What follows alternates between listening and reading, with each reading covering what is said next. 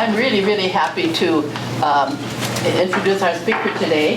Most of you know her. It's Jayne who's the city administrator in Prescott.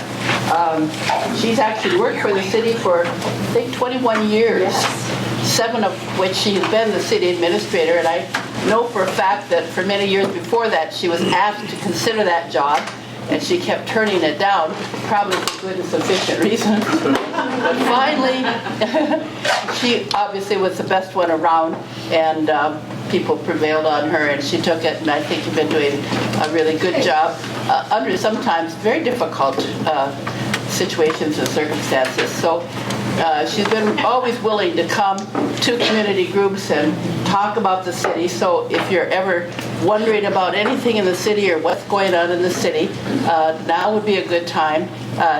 Jayne said she'll take time for questions. She'll say a few introductory remarks, and then we can ask her questions that we might have that are burning about the city. Sure. Thanks, Jayne. Yeah, and I appreciate that. So we do have a lot of things going on in the city, and I think summertime is going to be very, very busy for us. So we'll start with, we've got some street projects going.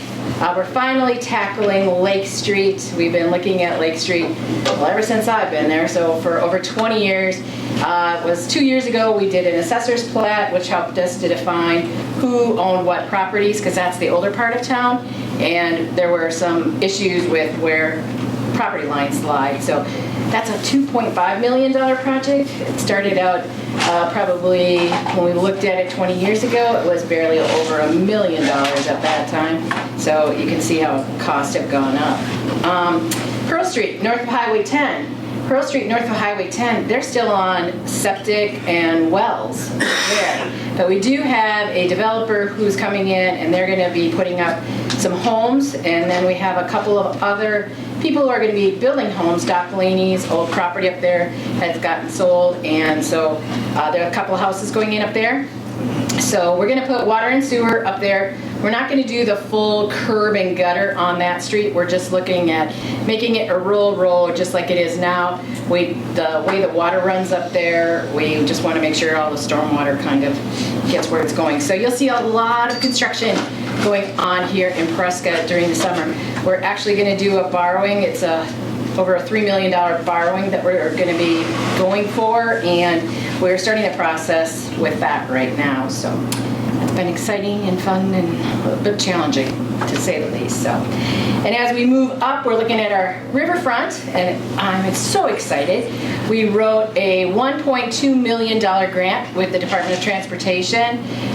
They only had about $78 billion that they were going to have for this grant, and it was designated so much go to city, so much go to town, so many go to village, and then of course somebody got a whole bunch of it for some bridge someplace else. But we wrote the grant and we were awarded $600,000. So that gives us a long ways to our riverfront.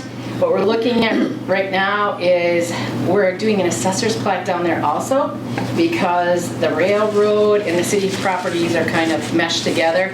And so where some of our parking is right now, that's actually railroad property, and some where they're at is our property. Like they're building over one of our manholes, we found out. So yeah, it's not a good situation. But we're looking at the riverfront. We're going to concentrate between the two bridges to start with. We're looking at redoing that courtesy dock. I don't know if anybody's used the courtesy dock, and the steps are like this. So we're going to make that handicap accessible. And we're going to try to redo some parking in that downtown area to get more parking in down there. So you'll see that coming, but probably not quite this year. But we're going to get going on that. And so we'll look for more. I have more ideas. Like I'd like to continue on down. I want that fishing dock back, or I want something to do more with fishing down in Prescott on that far end. So we're kind of looking at that. Our business park actually closing tomorrow. No, Tuesday on the property for the Foley Company. So they'll be coming in. They got the last piece of property that we have in our business park. We have been having some working meetings with the council trying to figure out how to move forward with what we're going to be doing. Can we get some more industrial land? because that has really worked well for us within our TIFs. And we contacted the adjoining property owners, but right now they don't want to sell. So we're going to concentrate on the redevelopment of our downtown area. Again, looking at, there's the property the Steamboat Inn has, the property that the city purchased back behind this Holiday Station, and then there's another group that has been purchasing the property back behind the Dairy Queen on that Dakota Street. We did a request for qualifications that came in September, and we had one company that actually was interested in it, and we've kind of been working with them a little bit. They're just a little bit different because they're out of the Twin Cities and they don't understand the markets here. They were looking at rentals, they were looking at, for a one-bedroom apartment, $1,500, and that doesn't fit into where we're at here. So I actually have two other developers that I've been working with, and the owner of the Steamboat Inn property is actually meeting with another developer right now down at Muddy Waters. So hopefully we'll see something happening in that downtown area. Definitely concentrating on some public parking. The question becomes, how much public parking do we need? That's kind of been the biggest question. So if you look at it today downtown, we probably don't need any more than we have right now. What do we need on the weekend? You know, on the weekend, we probably could use another 100 to 200 stalls. But do we build to, you know, go along with that, or do we think of something different? So one unique piece is that the group that has purchased the pilot house, they're actually going to do a taxi service for their business on Friday and Saturday nights. So they'll be kind of working, kind of led them towards the school district to say maybe they could do some parking up there and work out something with them so their people could actually park up there. So hopefully they'll be able to do that. Jayne, can I ask? Yes, definitely. I'm sorry. You ask questions as I go along. So from what you've said, the Steamboat Inn property isn't dead yet? They're still living? Oh gosh, no. Yeah. No, I have I met last week with a group who is looking at condos again. He's meeting with a group who's looking at condos. And then the gentleman that I have coming in next week, he does more of the Wisconsin stuff, so he knows the tax credit type of things. So he just wants to come and look at all our properties first and kind of get an idea. He's been doing a lot of stuff in River Falls and then also in Hudson. So just as you're coming in by the dog track there's that new building that went up there that was affordable housing. He did that. So I have him coming, so that's a really good thing. So you're still holding that liquor license? We are holding the liquor license right now. And we don't know if it's needed or not. So I don't know if a hotel that would come in would actually have a bar with it or wouldn't have a bar with it. So once we determine what's happening down in that area, then we'd probably release the liquor license. But the tough part is we have, 4 people that actually want it at this time. So Yeah, they're still looking into Oak Grove, buying? Oak Grove and Clifton. Clifton, I've already heard back, and they're not willing to sell a license. So let's hope Oak Grove will be willing to maybe sell a license. So we'll see. But they're expensive licenses, though. They start at $10,000, and they can go up from there. So once this new census gets done, could that potentially change and add another? it could, yeah. So I don't know why, but we're going backward in population every year. The Wisconsin DOA gives us a population. We're at 2,058. We're now down to 4,258. We're now down to 4,237. And I asked the mayor, I'm like, do you want me to kind of fight that a little bit? And he said, no, not with the census coming up. We'll take a look at it. So, yeah. And that's the other thing. You're going to get that the week of, I think, March 16th. You'll start to get your postcard in the mail. Everything has to be done online or over the phone. So you won't have a form that you just fill out and send back in. If you want a form to fill out and send back in, you got to call them anyway. And then you might as well, if you're calling them, you might as well do your stuff right over the phone with them. So, yes. Gathering Place is looking into, if you know people that don't have computers, that Right. we're looking into possibly setting up a date and time to help people do their census. And I'm going to touch base with Mr. Ryan and see if he's got some kids that maybe can come down and help us at the library. Right. And set some hours at the library to see if we can get some stuff set up. They won't all come at one time. They're going to come in waves, kind of is my understanding how it's going to be. But it's very important to fill it out. That's how we get all of our money from the state is based off population. So, and then I think there's been a lot of talk about our TIFs, or that's our tax increment financing districts. Kind of how those work is all of the funds that are in that TIF go back into the development within that TIF. They pay the same taxes as everybody else does within the state of within the city of Prescott, but that money goes back into there. So in our working sessions, we've kind of been trying to figure out when we're going to start to close those TIFs. One of the things that we can do is that the state is allowing us to do one more year if we would like, and actually they're changing it to 3 years for affordable housing. So I believe at Monday night's council meeting, at least I'm putting the resolution together, we'll see if it goes. That TIF number 3, we could actually close this year, but the council is going to look at one more year for affordable housing. That's the Tractor Supply up in that area, yeah. And that generates about $295,000 a year in taxes. So that money would come back and that would be set into a fund and could be used for affordable housing. We're trying to determine how that could happen. I mean, how that money's going to get allocated. Is it going to be, maybe we could do a low interest loan, or maybe we could do a grant. But would the grant go for the developer, or would the grant go to the people that are purchasing the homes? So we have a lot of things to look at, but we still just first have to make the decision for it to move forward and get put into a fund. It's been very controversial because we do know that we want to get these closed and get the money back onto the tax rolls.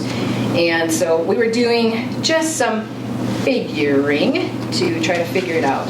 And if we close that TIF, and we're using all the calculations as of this year, so that would be about $94 per $100,000 worth of value would be what you would look at your taxes would be coming down. Now that's based on all of the budgets as of this year.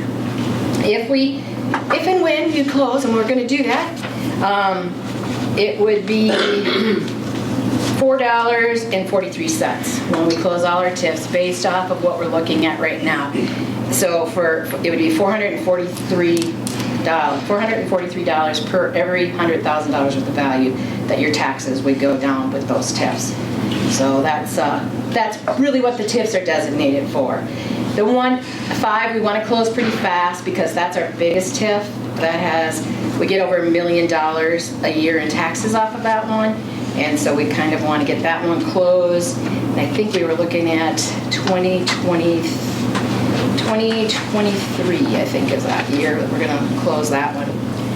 And so we've been looking at that. And our downtown TIF, we want to keep that one open just because there's a lot of stuff in our downtown area we still want to do, but we could really close it in 2022. So the council has made some decisions. To move forward. We also have projects that we want to do. And we don't want the projects to have to go back for all of the taxpayers to pay them. Let's use that TIF money the best that we can. So, you might have seen also we have quite a few residential developments coming in. The Joy Lutheran one, the one behind Joy Lutheran came back in on Monday night for Planning Commission. They're looking at some twin homes, some single family homes. So they're starting their process to kind of move forward with that.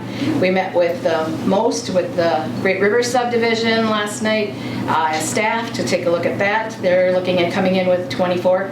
That's the one out on 35, Hollister. You go up, yeah. So they have about 24 homes they're looking at right now that they'd like to bring in, but they're platting for a whole lot more than that, but they're going to just start with the 24. And then we also have up at the Seaward subdivision, Hill Ridge, up there. They are changing theirs a little bit, and they're putting in 6 homes right now on the end of Dexter Street. They have that lot that's next to the water tower, and they're looking at 6 individual homes. 50-foot lot with a 40-foot house wide on it. So only 10 feet in between. So people want the smaller lots. They don't want to have to do the mowing. That's what we're finding. But they want associations, so that's kind of what we're finding. So, Rod, did you have a question? How much sewer capacity do we have to handle development? Oh, that's a good, that question came up last night. All right, so we are, our capacity is 509,000 gallons a day, but we could actually run about 650,000 gallons a day. We are probably at about 70% of our capacity right now. Technology changes so fast, and so like we just put in a blue light that helps do something. I have no idea, but this blue light does something, and that saves us more room in our wastewater treatment plant. So yeah, we have plenty of capacity there in our, and water is good. All of our water is good. So I think we're set for everything we have here and more. Some of the other things that happened is Diversified is now doing an evaporation of their wastewater. So they actually boil it off is what happens. And Hinkle is actually doing a recycling of their wastewater. So the industries themselves are coming up with other ways of not sending more to our wastewater. And then just another plug, remember to vote on April 7th. Election Day. We're getting all our election workers together. It's going to be a very big election. If you would like to register to vote before that time, please feel free to register to vote. You can register online. You can do absentee.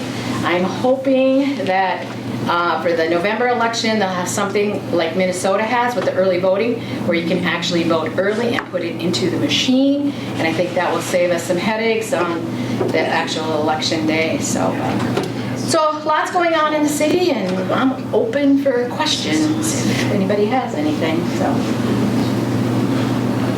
Craigdale is. Oh yeah. So at the old hospital, kind of.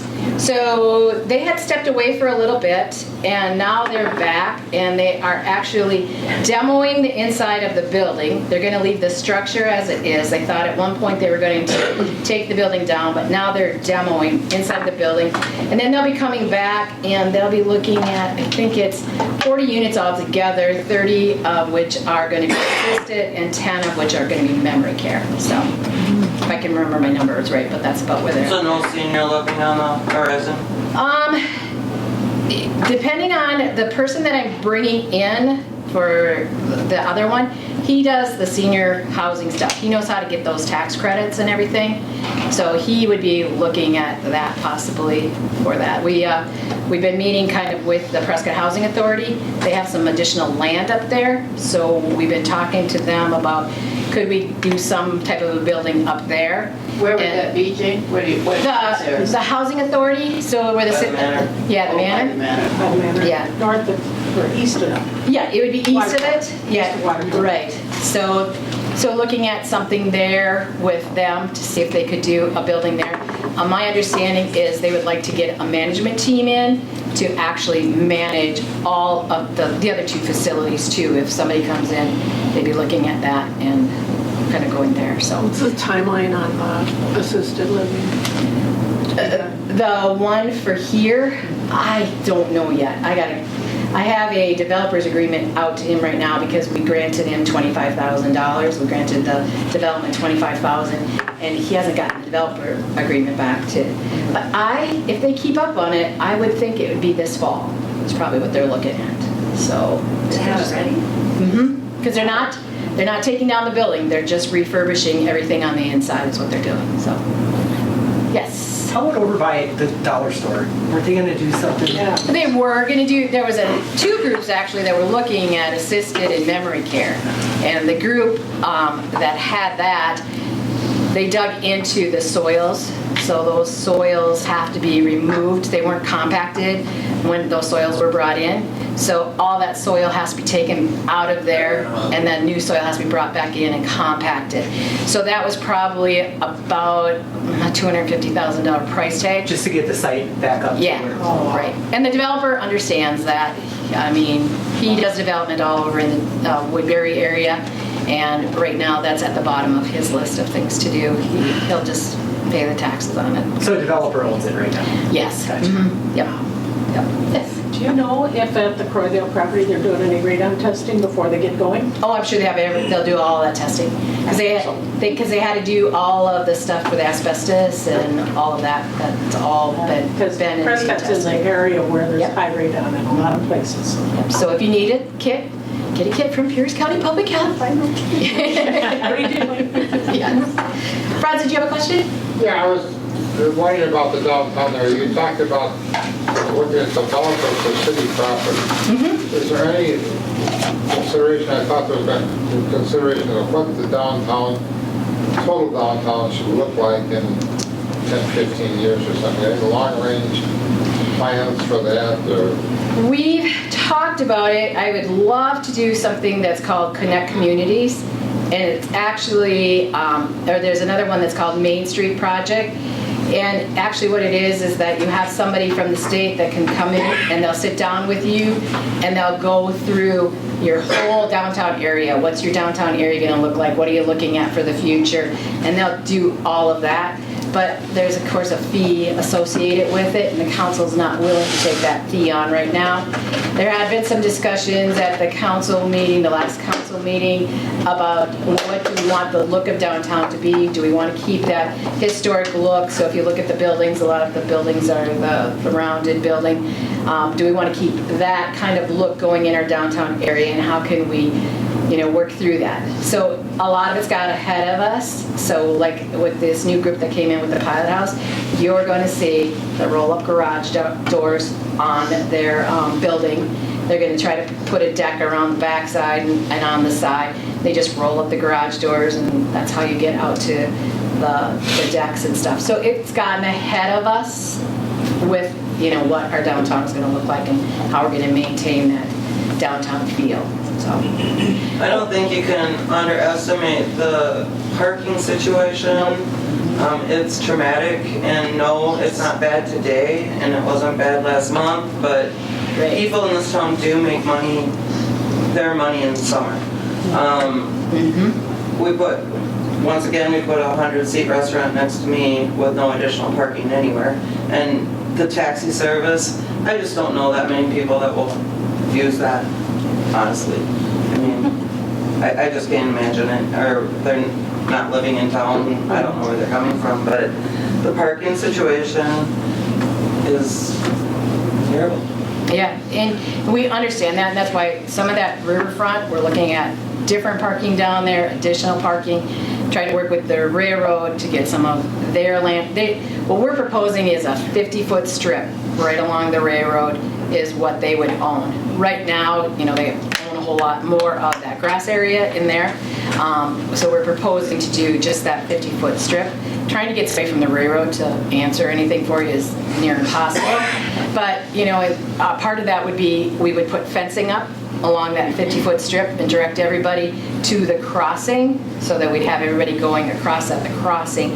That would give us some additional parking in that area down there. So we're going to, the Public Works guys are going to go down that area that we purchased back behind the Holiday. They're going to kind of do some cleaning out in there so that we at least have one row of parking for this summer back in there. They'll pull out that, I guess there's a large stump back there. They'll get that pulled out of there and put some gravel down in there to at least get some additional parking back. How many is that going to be? At the most, probably 20 additional parking stalls. So it's being used right now, I think quite frequently by people, even though we haven't done much down there. So yeah, we just got to get it opened up and look at something. I mean, that would be helpful because even business owners can have their employees park a little further away. Right, and that's the other thing too. We were looking at the Orange Street parking lot. So there's that grassy area in the Orange Street parking lot. We're talking about should we take and make that more of an area for parking also. Get rid of that grass. People don't like to park in that grassy area if it's raining or it's wet. You're afraid you're going to get stuck in there. So look at that for some additional parking there. What we do now is people who want to stay overnight at the boat launch, we suggest they go up to the Orange Street parking, park their trailers in that grassy area. And so they can stay overnight up there because that's 24-hour parking. Does Pilot House have parking behind it? Well, there's parking behind it, just like, but, I mean, it was used before they actually got there, so it's gonna be full at all times, so, yeah. So nothing additional? Not right now until we can actually get our, starting in the front there. You know how you have to go in, that used to be the old abutment for the old bridge, is kind of where the parking is at there. So they're gonna look at leveling that off and create more parking in there, but yet still try to keep quite a bit of green space, so. In that spot by Holiday, how many spots did you figure you were going to make for a parking lot when you bought those houses? Well, when we started originally looking at it, that was the thought, was we were going to do parking in there. We were going to do not a ramp, but we'd have to do where we'd have the large retaining walls. And so we thought about 80 parking stalls would be the most that we could get in there. So when you start to look at what those retaining walls cost, that's where it really starts to add up. So then the thought became, well, let's get some taxes off of that. So let's see if we can work with someone who would actually put in a parking ramp down below, and then they could have businesses or apartments or something up above. And the person that I'm talking to is looking at a hotel, and they would only use a portion of that, but they would be encouraging us to do the rest of it as some type of parking. And now we're generating some tax dollars off of there to help pay for those parking stalls there. There's been talk about, do we go to if you do a ramp, you're almost going to have to do a pay for parking. You can't pay for a ramp. That ramp over in Hastings was, I think, $1.3 or $1.4 million. So, $1.4 million, we just don't have the funds to be able to do that for parking for not a fee. So there's going to have to be something attached to it. So what budget did you allow for that 80 spots for parking? So when we were looking at our TIF district, that TIF district downtown, that TIF number 4, but they want to concentrate on the riverfront first. That TIF can go out till 2025 is the last time that we can pay out of it. So they want to do the riverfront portion of it first, and then the funds that come from that, then they would look at the rest of the parking. So, Any other questions? We try to be real transparent. Everything's on our website. If you ever want to see exactly what the council sees, we put all of our packets on our website. Just need to click on it. You can set yourself up. It's called Notify Me on the very bottom. And when a packet goes up, you'll get an email. You can click right into it, and you can look at it right from there.